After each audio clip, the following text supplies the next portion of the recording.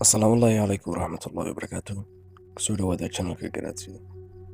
Usbuucii la soo dhaafay, China waxay cirka u dirtay dayax-gacmeedkeedii ku doonaysay inay hawada sare ku saamiso.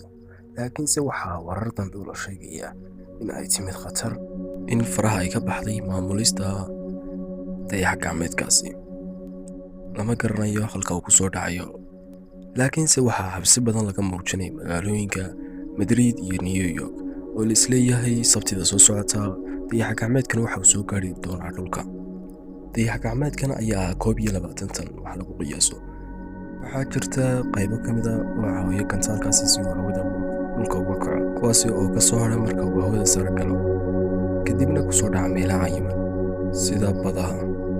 Laakiinse dayax-gacmeedkan qaybtan ka mid ah la xukumi lahayn waxaa la filayay inuu ku soo dhacdo badda, laakiinse waa la xakamin kari waayay. qaybtii kale ee uu caawinayana way gaadhay halkii loo baahnaa. Waa sida uu China u sheegay.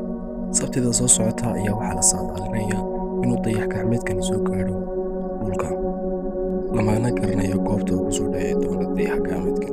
Dadyo badan ayaa saadaalinaya ama hadalla ka sheegaya meelo kala duwan inuu ku soo dhici doono, laakiinse halka looga shakisan yahay